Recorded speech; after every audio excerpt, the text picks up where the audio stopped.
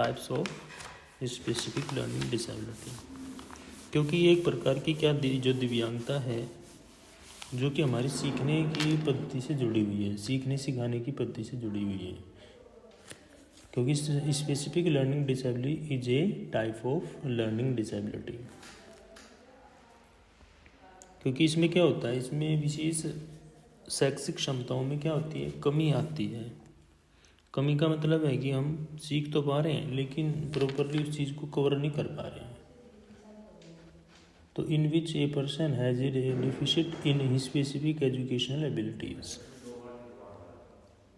क्योंकि उनकी जो आकलनशीलता जो मतलब हम किसी बच्चे का आकलन करते हैं, अगर हमने 1 मिनट पहले कुछ पढ़ाया या लिखवाया या समझाया और हमने बच्चे से पूछ लिया, चलो आप है ना काउंट करके हमने बता दी कि आपको है ना 1 से लेकर के 10 तक काउंटिंग करनी है, और फिर हमने उसको बता भी दी और वो ना बोर्ड पे हमने लिख भी दी।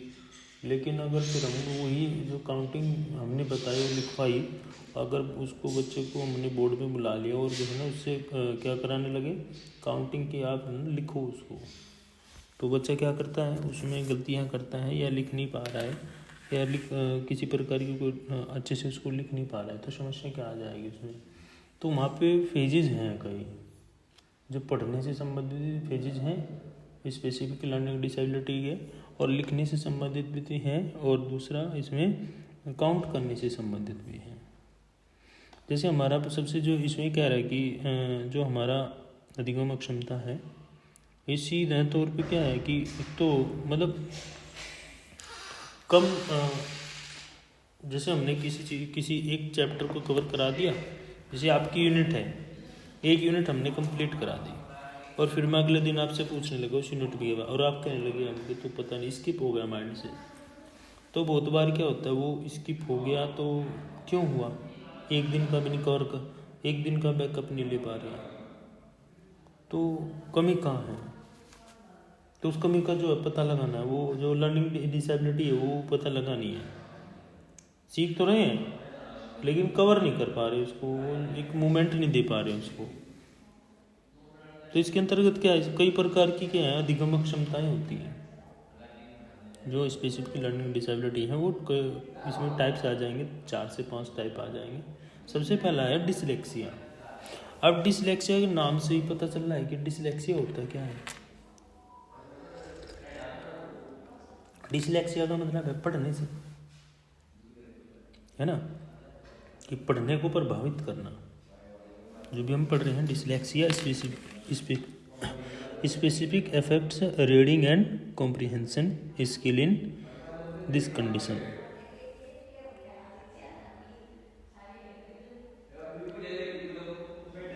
उसमें क्या होता है, जो भी पर्सन होता है, जो भी व्यक्ति होता है, वो क्या करता है, जो भी वर्ड हैं, जो भी शब्द हैं, उन शब्दों को जैसे पढ़ रहा है तो वो क्या गलती करता है,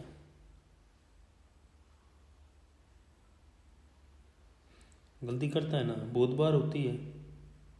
और ये अगर जैसे कोई बच्चा है ना 6 क्लास में है, मान के चलो, और आप बच्चे से बोलो कि बेटा रीडिंग करो, चलो खड़े हो जाओ, और रीडिंग कराने लगे आप उससे, और वो मतलब वर्ड को क्या कर रहा है, गलत बोल रहा है, और एक वर्ड को गलत नहीं बोल रहा है, वो ज़्यादा से ज़्यादा वर्ड को गलत बोल रहा है, तो वहाँ पे सीधा अंदाजा लग जाता है किसका, डिसलेक्सिया का।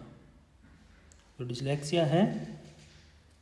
अगर ये क्वेश्चन भी आता है सीटेट में आपका कि जो पढ़ाई से संबंधित है या फिर रीडिंग से संबंधित डिसेबिलिटी है, वो कौन सी है इसमें, जैसे डिसलेक्सिया दे दिया, डिसग्राफिया दे दिया, डिसकैलकुलिया दे दिया, ऑडिटरी दे दिया, कोऑर्डिनेशन दे दिया, तो इसमें है ना आपको सिलेक्ट करना है। तो पढ़ने के लिए हम सिलेक्ट किसको कर लेंगे, डिसलेक्सिया को, कि ये यही प्रभावित हो रहा है। जो जहाँ पे डिसलेक्सिया का आ रहा है वहाँ पे क्या है, मतलब वहाँ पे इफेक्ट किस पर पड़ रहा है, पढ़ने पर पड़ रहा है, ठीक है ना। सबसे सीधा सा इसका कोशिश जो है वो पठन है, पढ़ना है। दूसरा ध्यान है ना डिसग्राफिया। और डिसग्राफिया क्या है, डिसग्राफिया आज के समय में एक टोटली क्या है, गर्ल्स में तो ठीक फिर भी है, लेकिन बॉयज में हैंड राइटिंग खराब है बहुत ज़्यादा। गर्ल्स में भी है लेकिन बॉयज में भी। बॉयज में मतलब एक मान लीजिए अगर एसओ निकाले तो 75% एसओ निकल के आ जाएगा। इसमें क्या होता है कि शब्दों को सही तरह से ना लिख पाना मुश्किल हो सकता है। दूसरा, लिखावट में अस्वाभाविकता। क्या ना, in dysgraphia the handwriting ability of the person, this can make it difficult to share spell word correctly and their handwriting में अपीयर अननेचुरल।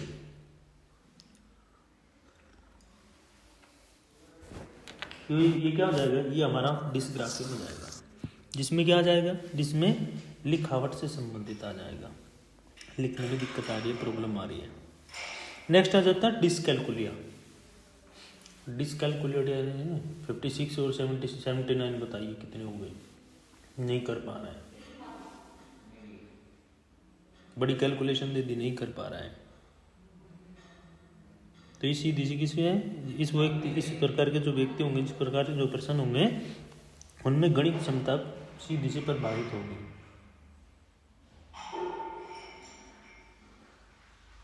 ठीक है ना। तो इस प्रकार के जो व्यक्ति होंगे वो सीधे किस पे, जो काउंटिंग है वो नहीं कर पा रहे हैं, मैथमेटिक्स उनका बहुत कमजोर है। कि dyscalculia affect a person is math ability, a person may have difficulty with calculation और अदर मैथ टास्क।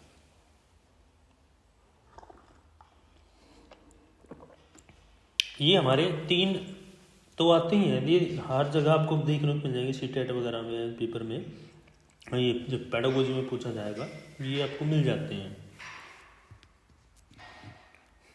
नेक्स्ट आ जाता है ऑडिटरी प्रोसेसिंग डिसऑर्डर, एपीडी भी इसको हम बोलते हैं।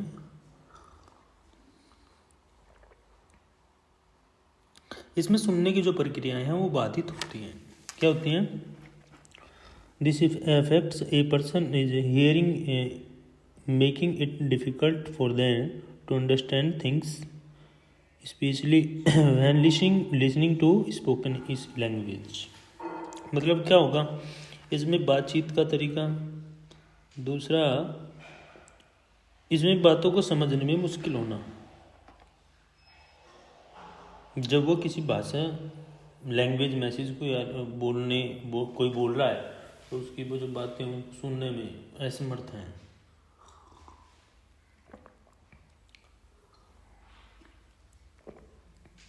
समझ में आ रहा है कि नहीं आ रहा है बताइए? आ रहे हैं ना? सर ये ऑडिटरी प्रोसेसिंग डिसऑर्डर एक बार और बता सकते हो? ऑडिटरी प्रोसेसिंग डिसऑर्डर ये है कि जिसमें क्या होगी, इसमें सुनने की जो प्रक्रिया है, जो हियरिंग मेकिंग है हमारी, वो क्या होगी, इफेक्ट होगी सीधी। तो यहाँ पे डिफिकल्टी क्या है, सुनने से संबंधित होगी। हम कोई भी हमें बता रहा है, कुछ भी बता रहा है, तो हम क्या, हम मुश्किल महसूस करें, हमें सुनना ही नहीं दे रहा है अच्छे से, क्योंकि हम उस जो भी मैसेज आ रहा है ना उसको हम ले नहीं पा रहे हैं अच्छे से। कोऑर्डिनेशन डिसऑर्डर क्या होता है? अभी कोऑर्डिनेशन डिसऑर्डर की आप सुनेंगे कि नया चीज़ को क्या आ गई है। कोऑर्डिनेशन डिसऑर्डर में इसमें ये भी एक लर्निंग डिसेबिलिटी है। क्या है? एक लर्निंग डिसेबिलिटी या दिगम अक्षमता है जो व्यक्ति की बातचीत करने, उसके शारीरिक समर्थन और उसकी कमजोरी हो सकती है। जिससे क्या है, उसकी एजुकेशन, उसके जो डेली के काम है वो उनमें मुश्किल आ सकती है ना। डेली जो रूटीन का वर्क है उसमें भी उसको समस्या हो सकती है। कि in this types of learning disability a person may have impairments in communications, motor skills, physical support which may cause difficulties in their education and daily life activities. तो मतलब कि जो उसकी रोज़मर्रा के जो जीवन है उसमें भी उसको समस्या आ रही है, बातचीत करने में दिक्कत आ रही है उसको, तो इसको हम क्या बोल देंगे, कोऑर्डिनेशन डिसऑर्डर। क्लियर? नेक्स्ट आ जाता है central auditory processing disorder, CAPD भी बोलते हैं इसको। अगर का नाम शॉर्ट में आ जाता है ना CAPD, तो आप समझ जाना कि ये कह रहा है इसके बारे में। इसमें एक तो जो व्यक्ति होगा, जो भी पर्सन होगा, उसकी जो बातचीत है और दूसरी सुनने की जो प्रक्रिया है, इसमें दोनों चीज़ प्रभावित होंगी। क्या होगी? इसमें दोनों चीज़ इफेक्टिव होंगी, एक तो स्पीच और दूसरा हियरिंग। दूसरा इसमें इसके कारण है, ये बातों को समझने में मुश्किल हो सकती है ना। कोई हमें बात बता रहे तो हमें टाइम लग रहा है उसको समझने में। अब उन्हें एक बार बताई, 2 बार बताई, 3 बार बताई, फिर वो नहीं कर पा जो, क्योंकि जो केंद्रीय अधिगम क्षमता है वो क्या है, एक प्रकार से हावी है उस व्यक्ति पर। इसमें क्या हो रहा है, in this the person is speech and hearing process is affected due to which they may have difficulty in understanding things. ये चीजें। नेक्स्ट है अधिगम क्षमता का अन्य कोई प्रकार, कोई अदर भी हो सकता है, अदर टाइप भी हो सकता है लर्निंग डिसेबिलिटी का। ये कह रहा है कि इसमें इसके अलावा क्या हो सकता है, इसके अलावा भी कई टाइप्स होते हैं, जिसमें स्पेलिंग डिसेबिलिटी हो सकती है, विशेष भाषा हो सकती है, विशेष भाषा डिसेबिलिटी है ना, स्पेसिफिक लैंग्वेज डिसेबिलिटी, और विशिष्ट अधिगम क्षमता वाले व्यक्ति, विशेष शिक्षा, व्यक्तिगत समर्थन उपाय, इनकी आवश्यकता हो सकती है। तो एबिलिटी के तौर पे सारी चीज़ें यहाँ पे दिया जा सकता है। दूसरा इसमें क्या है, इसमें एक तो एजुकेशन, एक सपोर्ट। अगर एजुकेशन और सपोर्ट मिल रही है ना, तो आप बहुत सारी चीज़ों को कवर कर जाओगे। जो IEP प्रोस्पेक्टस है, IEP के बारे में अगर आप जानते हैं, इंडिविजुअलाइज एजुकेशन प्रोग्राम, जो व्यक्तित्व शैक्षिक कार्यक्रम चलाए जाते हैं, सुना है आपने? IEP प्रोग्राम चलते हैं, IEP तैयार कराई जाती है स्पेशल स्कूल्स में, आपने सुना नहीं होगा शायद, अभी सुन लेंगे आगे आने वाले टाइम में। फर्स्ट ईयर में ही आप सुन लेंगे IEP के बारे में, IEP की फाइल बनती है, क्या होता है, क्या सिस्टमेटिक तरीका है, कितने बच्चों पर IEP अटेंडिंग कर सकते हैं, क्या कर सकते हैं, वो सारी चीज़ें आप इसमें कर लेंगे। अब ये जो नेक्स्ट दो बात कह रहा है, इसमें अगर हम देख लें इंग्लिश में, ये part for this there can be many other disability, learning disability such a spelling disability, specific learning disability etcetera. तो इसमें आप जो भी टॉपिक लो, एक मेरी बात सुन लीजिएगा, आज भी कह रहा हूँ, आगे भी कहूँगा, कहता रहूँगा जब तक हूँ, है ना। तो एक चीज़ ध्यान से सुन लीजिएगा, कोई भी आप टॉपिक कर रहे हैं, कवर कर रहे हैं, उसको एक बार ये देख लीजिए कहना क्या चाह रहा है, ठीक है ना। क्योंकि जब आप ये समझ जाएंगे वो ये कहना चाह रहा है, तो आप उसको अपनी लैंग्वेज में आप दे दोगे, कर देंगे ना, फिर तो दिक्कत नहीं है ना कुछ। ये दिक्कत है फिर भी नहीं है ना। जब हम किसी चीज लैंग्वेज को समझ लेंगे कि ये कहना क्या चाह रहा है ना। जैसे कोई भी व्यक्ति है ना, कोई भी पर्सन है, और उसके बिहेवियर को देखना है, या फिर उसके बारे में सारा पता करना है, ये क्या है क्या नहीं है, तो उससे बातें करना शुरू कर दो और उसको बोलने दो। और जब तक वो बोलेगा ना, तब बोलता रहेगा, मतलब वो सारी चीज़ें बताना शुरू कर देगा। तो क्या होगा, आप फिर पता कर लेंगे बिहेवियर कैसा है ना, इसकी थिंकिंग कैसी है, क्या चीज़ है, सारी चीज़ आप कवर कर लेते हैं। जब तक वो बोलता नहीं, तब तक आप कुछ नहीं पता लगा सकते, कुछ भी नहीं पता चल सकता। और ये ऐसा ही इसका है, कोई भी बुक है, चाहे वो ये बुक है या दूसरी बुक है, कोई भी सब्जेक्ट है आपका, और जब तक आप ये नहीं समझोगे ये कहना क्या चाह रहा है, तो उसको देख लो, समझ लो ये कहना ये चाह रहा है, बस इसको पकड़ कर लो, फिर उसको अपने लैंग्वेज में ट्रांसलेट कर लो। क्यों, गलत है कि सही है, एक बार हैंड रेज कर देंगे, सही है तो हैंड रेज कर देंगे, गलत है तो हैंड रेज नहीं करेंगे।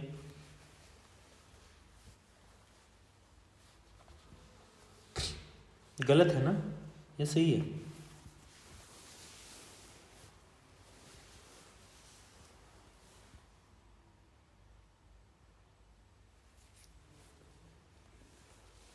आवाज आ रही है ना मेरी सभी के पास?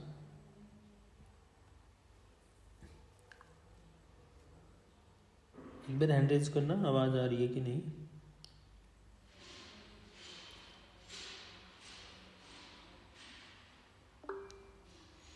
आ रही है सर, आ रही है।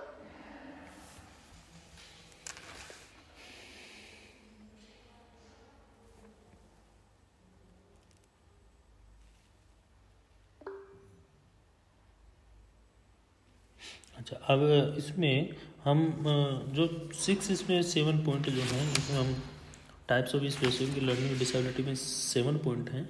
इन 7 पॉइंट को हम कल इसके बारे में भी, और ये जितना भी हमारा जो पिछला है 3.1 से लेकर के यहाँ तक मैं आपसे पूछूंगा ज़रूर।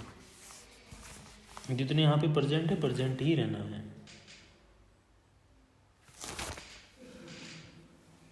अब नेक्स्ट आ जाता है 3.3 पे, ऑटिज्म स्पेक्ट्रम डिसऑर्डर। ये इसको हम ASD भी बोलते हैं।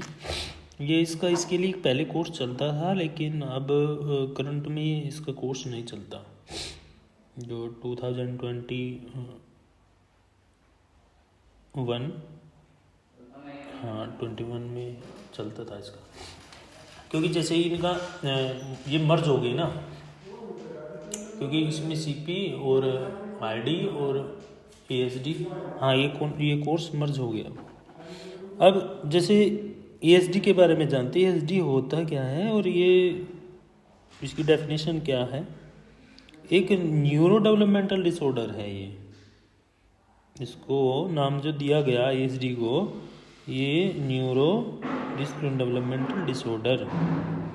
ये क्या करता है, ये सोशल कम्युनिकेशन में कमी करता है।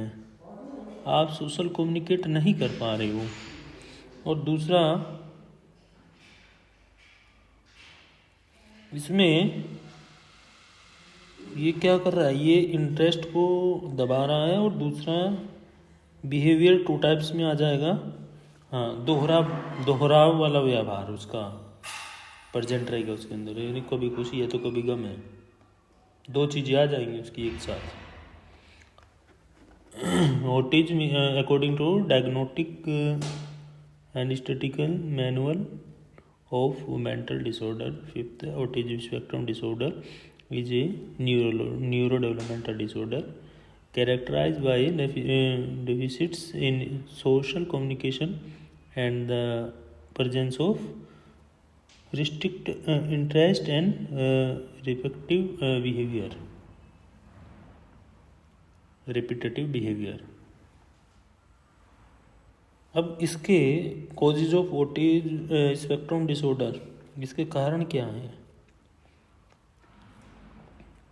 ये सीधा किसको प्रभावित कर रहा है, ये आपके साइको एंड सोशो प्रोसेस को क्या कर रहा है, इफेक्ट कर रहा है। मनोवैज्ञानिक और सामाजिक प्रक्रियाओं को प्रभावित करता है।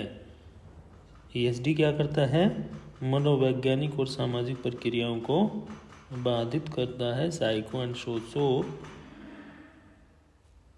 प्रोसेस ऑफ इफेक्ट्स, ये सीधा ही इसी तौर पे करता है।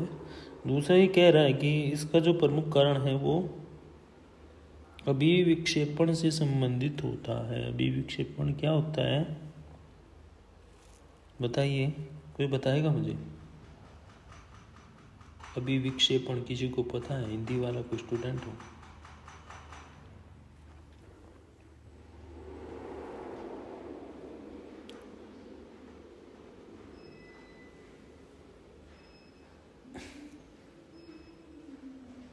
डिसओरिएंटेशन। अब ये अभी विक्षेपण का मतलब ये यहाँ पे सीधी सी बात है, जहाँ पे हम किसी चीज़ को करना तो चाहते हैं लेकिन कर नहीं पा रहे हैं। किसी कार्य को करना तो चाहते हैं लेकिन कर नहीं पा रहे हैं। जैसे कोई घर में बीमार हो जाता है और मतलब नॉलेज नहीं है कि क्या करना चाहिए क्या नहीं, क्या बीमारी है, जनरल नॉलेज भी नहीं है, तो वहाँ पे कंडीशन बहुत ख़राब हो जाएगी। ऐसे ये जो शब्द है या निकल के जो आया अभी विक्षेपण को ओरिएंटेशन निकल के आया, डिसओरिएंटेशन, ये सीधा सा इस व्यक्ति को क्या करता है, ये उसके सामाजिक और आचारिक भाषाई विकास में चुनौतियां पैदा करता है। वो सोशल कम्युनिकेशन करने में दिक्कत महसूस करता है। उसका बिहेवियर अलग है कि वो चाटा मार दे तो चाटा ही मार देगा, वो अग्रेसिव हो रहा है तो चाटा मारेगा, सीधी सी बात है। वो बैठेगा ही नहीं, वो अपनी मस्ती में मस्त रहेगा। अगर उसको थोड़ा सा भी टच करेंगे ना तो वो दिक्कत करता है। फिर दिक्कत क्यों करेगा? क्योंकि आप उसके बिहेवियर को उससे बाहर कर रहे हो। ये इस कंडीशन पे पहुंच जाता है। इसको बोलते हैं हिंदी में अभिविक्षेपण, जहाँ पे कम्युनिकेशन करने में उसको दिक्कत आ रही है। लेकिन अगर दिक्कत आ रही है ना, उसको टच कर रही है, फिर वो अग्रेसिव हो जाएगा। इस प्रकार के बच्चे जो ASD वाले होते हैं, इसमें ऑडियंस बीच में बोलेंगे ना। जी इसमें एक चीज़ और हो जाएगी। हाँ, इसमें एक चीज़ और हो जाएगी कि उसका जो डेवलपमेंट है वो भी कम होगा, है ना। उसका जो विकास है वो भी कम होगा। बहुत सारी इसमें प्रोसेस है। इसमें 5 प्रोसेस हैं। इसमें 5 प्रोसेस दी गई हैं। जैसे कि आनुवांशिक कारण हो सकता है, जेनेटिक कोजेज हो सकता है। क्योंकि इसमें क्या है कि जो जेनेटिक कोजेज है, इसमें ऑटिज्म के बारे में दिया है कि एक कारण क्या है, आनुवांशिक भी हो सकता है, जेनेटिक भी हो सकता है। क्योंकि उसमें क्या है, उसमें गतिविधियाँ जो मूवमेंट्स हैं वो भी मिल जाएंगे जेनेटिकली। हो सकता है एक कारण ये भी मिल सकता है, ऑटिज्म स्पेक्ट्रम डिसऑर्डर में भी causes by genetics and various genetic factor may contribute to certain behaviour and characterise. तो ये हो सकता है, ऐसी कोई विशेषताएं मिल सकती है। Next, social environment. भाई सोशल एनवायरनमेंट का सीधा ये भी असर पड़ता है। ऑटिज्म अगर बच्चा है तो उसका सीधा सा किसका, परिवार का, फैमिली का पड़ेगा, स्कूल का पड़ेगा, कम्युनिटी का पड़ेगा। ये भी ऑटिज्म के विकास पर प्रभाव डालता है।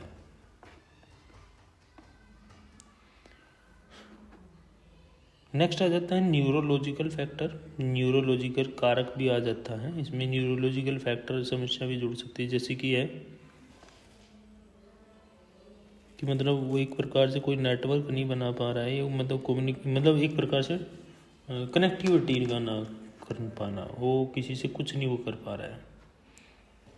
सिनेप्सिस फंक्शन और abnormal changing in the structure of specific neurological networks, connectivity का ना बना पाना। आई बात समझ में कुछ? अब नेक्स्ट आ जाता है इम्यून सिस्टम और विषाणु संक्रमण, immune system and viral infection. इसमें क्या होता है कि जो रिसर्चर हैं वो कहते हैं, जो शोधकर्ता हैं वो ये कहते हैं कि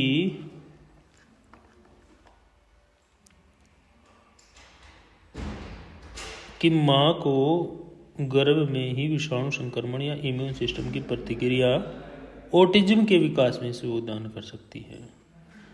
कि जो मदर है उसको ही, जब बच्चा गर्भ में होता है तभी से इफेक्टिव, मतलब किसी ना किसी रूम में ये इसको इम्यून सिस्टम को क्या कर रहा है, रोक रहा है। इम्यून सिस्टम को रोक रहा है तो फिर सीधा सा इफेक्ट किसका है, ASD का है। ASD किसको रोकता है, डेवलपमेंट को रोकता है, क्योंकि वो न्यूरोलॉजिकल डिसऑर्डर है।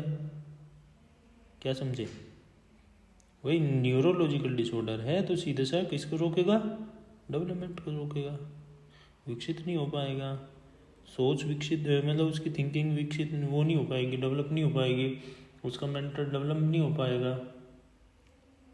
वो दूसरा कंडीशन ये क्या है, वो अपने मन का मालिक है, ठीक है ना। वो ज़्यादा नहीं सोचता, जो जिस चीज़ में लगा है लगा रहेगा, जिस चीज़ से हट गया उसमें फिर लगेगा नहीं, ठीक है ना। इसके मेंटली बिहेवियर को लेकर के यहाँ पे सबसे ज़्यादा बातचीत होती है। एक बोर्वो गार्गे हुए, उन बोर्वो गार्गे ने इसके बारे में थोड़ा सा बताया था। बोर्वो गार्गे ने बताया था कि वो फाउंडर रही हैं WEC के, WEF के। WEF जानते हो? क्या बेटा, जानते हो कोई सा? WEF के बारे में जानते हो? वो इसके फाउंडर थे, रहे एक बार 2 बार, जिसको हम बोलते हैं ना वर्ल्ड इकोनॉमिक फोरम, या हिंदी में बोल सकते हैं विश्व आर्थिक मंच। उसमें सभी मतलब जितने भी कंट्री के लोग हैं उसमें इन्वॉल्व हैं ज़्यादा से ज़्यादा। फाइनेंशियल सारी चीज़ें उसमें वो करते हैं। उन्होंने ESD के बारे में 2 बात ही कही थी, यही चीज़ थी कि एक तो न्यूरोलॉजिकल के बारे में उन्होंने जिक्र किया था थोड़ा सा, और दूसरा मेंटल डेवलपमेंट के बारे में जिक्र किया था। बस 2 ही पर जिक्र किया था, फिर उन्होंने वो उस पर जिक्र किया नहीं, क्योंकि थॉमस और सेक्शन ने इस चीज़ को बाधित कर दिया कि आप इस पर बात मत करो, आप सिर्फ उसको देखो। उन्होंने जिक्र तो किया था थोड़ा सा इसमें, ब्रिटेन में इसके बारे में जिक्र किया था थोड़ा सा ही। तो ये इसमें एक क्या कह रहा है कि इसमें इम्यून सिस्टम पर सीधा से क्या है, माँ से जो गर्भ है, गर्भ में ही वो बच्चे क्या किससे पीड़ित हो रहा है, ऑटिज्म से। ऑटिज्म किसको रोक रहा है, डेवलपमेंट को, क्योंकि वो न्यूरोलॉजिकल डिसऑर्डर है। नेक्स्ट आ जाता है पर्यावरणीय घातक प्रभाव, एनवायरमेंट इन्फ्लुएंस। इसमें आ जाएगा कि जो ऑटिज्म ESD है ये सीधा एनवायरनमेंट का भी सीधा प्रभाव पड़ता है कि अगर वो कोई किसी वायरस वगैरह के कांटेक्ट में अगर मदर आ रही है तो उसका भी एक प्रभाव उसको हानि पहुंचा सकता है। अगर इसमें थोड़ा सा स्टडी करें तो मेडिकल साइंस और आपकी physiology, human and physiology developmental आप पढ़ सकते हो। उसमें आपको सारी चीज़ें SLD के बारे में या फिर ESD के बारे में समझ में आ जाएंगे।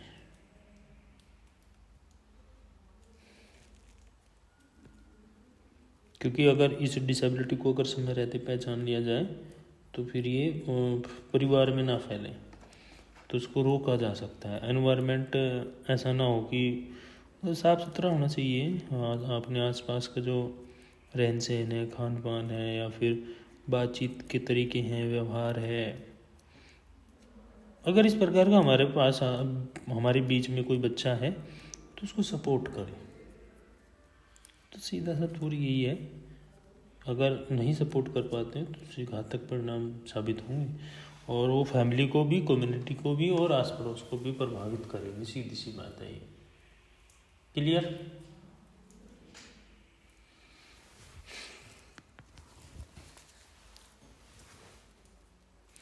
नेक्स्ट आ जाता है हमारा preventive measures autism spectrum disorder. अब इसकी रोकथाम कैसे करें? अब रोकथाम करने के लिए हमें क्या करना होगा, इसके लक्षणों का पता लगाना होगा।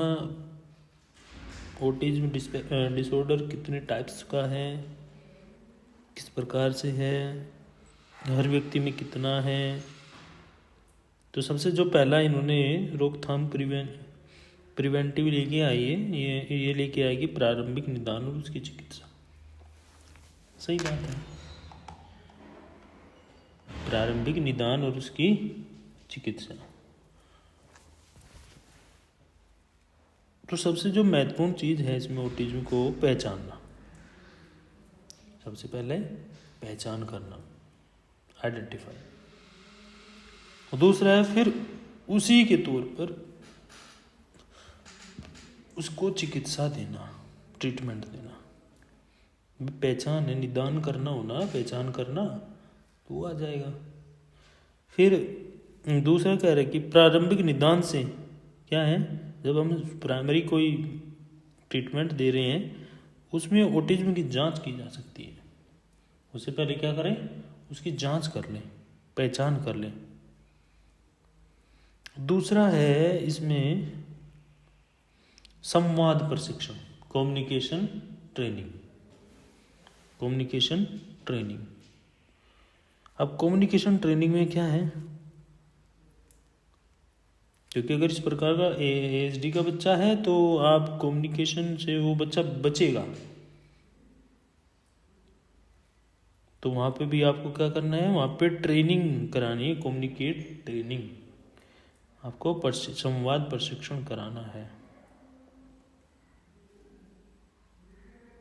क्योंकि अगर आपने वो ट्रेनिंग करा दी तो फिर वो सोसाइटी के बीच में जाके वो क्या कर सकते हैं, बोल सकते हैं, बातचीत कर सकते हैं, और समाज के बीच में रह करके वो सीख सकते हैं, लर्निंग कर सकते हैं। तीसरा है व्यक्तिगत सहायता।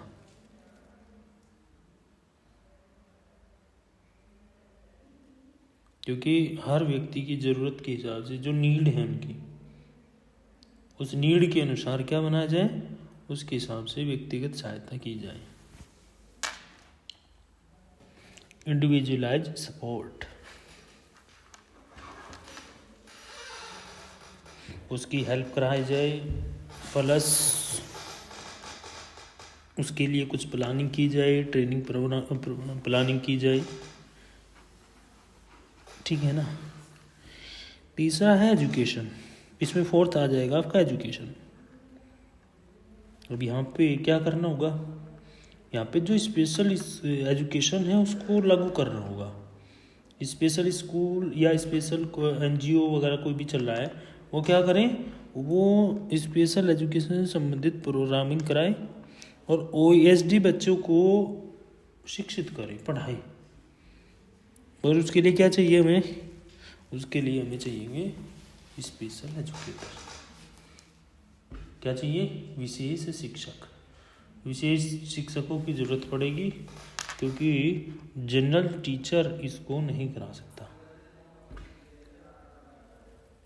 और उसके साथ साथ क्या है, उसके साथ साथ उनकी भाषा, उनकी एजुकेशनल स्किल्स में क्या हो सकता है, सुधार कर सकते हो।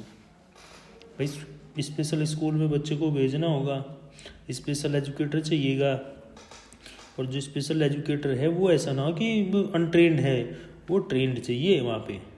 अगर इस प्रकार का बच्चा ASD वाला अगर मिल रहा है तो वहाँ पर ट्रेंड टीचर चाहिए जो क्या कर सके, उसके सोशल को, उसके लैंग्वेज को, उसके एजुकेशनल स्किल्स को सुधार सके।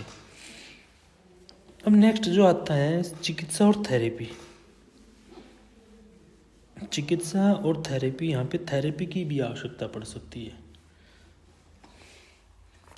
इसमें क्या है, व्यक्तिगत सामाजिक थेरेपी, सोशल थेरेपी भी दे सकते हैं और दवाओं का इस्तेमाल कर सकते हो। क्योंकि व्यक्तिगत अगर कार्यक्रम चला रहे हो, साथ साथ ट्रीटमेंट चला रहे, तो वहाँ पे मेडिसिन वगैरह यूज कीजिए।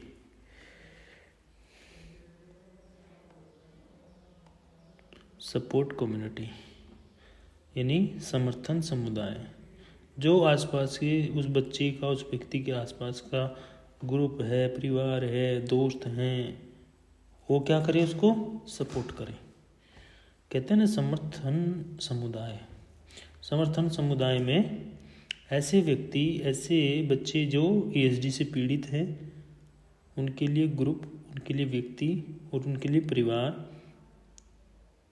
ऐसे लोग क्या कर सकते हैं, समर्थन दे सकते हैं, सपोर्ट करेंगे। क्योंकि आप ठीक हो जाओगे, अच्छे हो जाओगे ना। भाई कोई बीमार है, हॉस्पिटल में आप मिलने जाते हैं, आप कह देंगे अरे ठीक हो जाओगे, कोई दिक्कत नहीं, 5 दिन में, 6 दिन में, 10 दिन में आप क्या हो जाओगे, ठीक हो जाओगे। और आप जाते ही कहते अरे हमारे नाना जी थे, हमारे वो थे, इस बीमारी से ऐसे थे, तो वो क्या, वो टूट जाएगा तुरंत। तो ऐसे भी हमें सपोर्ट करना चाहिए कि अगर ASD है या फिर किसी भी डिसेबिलिटी का पर्सन है तो उसके लिए कोऑपरेट करें और उससे बातचीत करें, उसको समझाएं, बताएं। जो फैमिली, अगर आप आने वाले टाइम में अगर आप इस प्रकार का काम करते हैं तो बहुत बढ़िया होगा। दूसरा यहाँ पे नेक्स्ट आ जाएगा स्वास्थ्य और भोजन, हेल्थ एंड डाइट। क्योंकि स्वस्थ अगर भोजन मिल रहा है तो उसके साथ साथ क्या करना चाहिए, एक्सरसाइज की भी समय समय पर आवश्यकता है, ठीक है ना। क्योंकि ये भी ये क्या कर सकता है, ऑटिज्म के लक्षणों को दूर करने में मदद कर सकता है। हेल्थ अच्छी, खाना बढ़िया मिले, अच्छा मिले, और साथ ही साथ उसको एक्सरसाइज भी कराई जाए। नेक्स्ट आ जाता है इंटरवेंशन प्लान। एक ऐसी योजना जो व्यक्ति के लिए क्या किए जाए, उसकी योग्यता और उसके अधिगम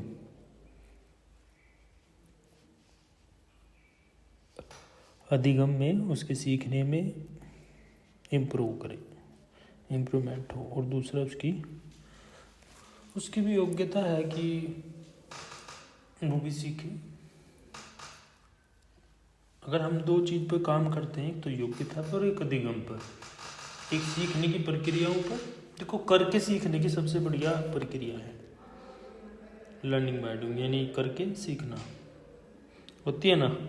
जब तक हम पढ़ते ही नहीं तब तक याद थोड़ा ही होगा, या हो जाएगा। जब तक हम किसी काम को हाथ न लगे, काम हो जाएगा वो? नहीं होगा। या हो जाता है? मुझे तो पता नहीं, हो सकता हूँ। आप में से कोई बता दे अगर ऐसा हो जाता है कि हम काम को बोल दे कि ये काम हो जाए, वो काम हो जाएगा? नहीं होगा जब तक हम उसको हाथ नहीं लगाएंगे, काम करेंगे नहीं। या हो जाएगा? बताओ। नहीं कर पाएंगे। नेक्स्ट आ जाता है स्वाधीनता प्रोत्साहन,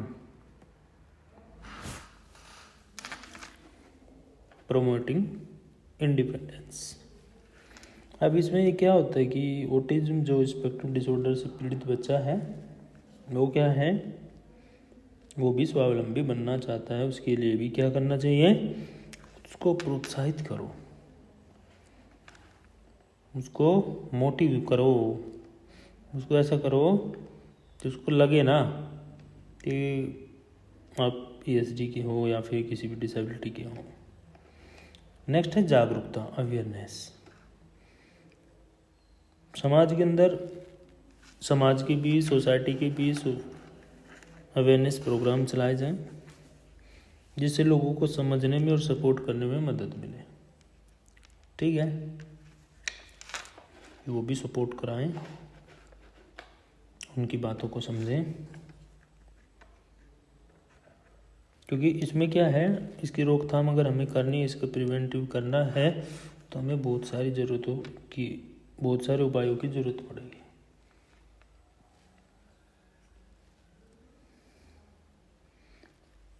और उसके लिए जो भी काम कर रही है, चाहे वो NGO कर रही है, चाहे संस्था कर रही है, कोई स्पेशल स्कूल्स कर रहे हैं, कोई भी कर रहा है, एनीवे,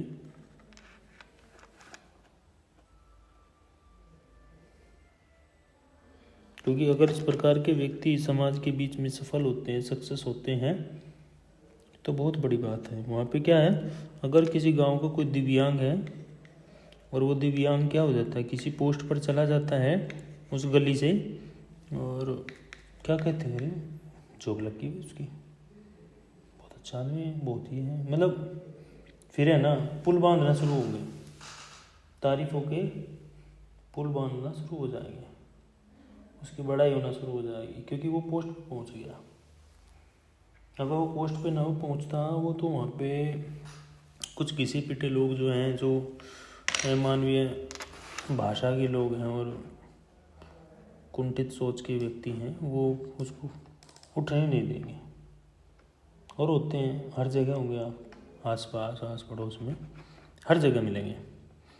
इस प्रकार की जो जनरेशन है, वो आपको हर जगह मिलेगी।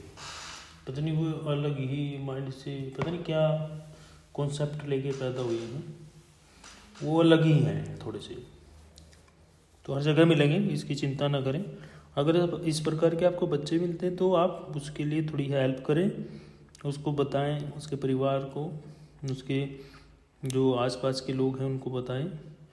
जितना आप अवेयर करेंगे, बहुत सारी चीज़ें होती हैं, अवेयर का असर पड़ता है। आप 2 दिन सेमिनार कर रहे हैं, 3 दिन सेमिनार कर रहे हैं, तो कुछ तो सुनेंगे, कुछ करेंगे भी, कुछ नहीं कभी करेंगे, होता ही ऐसा है। अगर हम कोशिश ही छोड़ दें तो फिर कुछ नहीं है।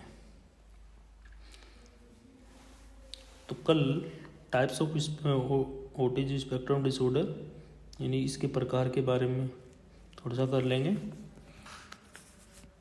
किसी का कोई भी डाउट रहेगा वो अपना पूछ लेंगे। और जो मैंने बताया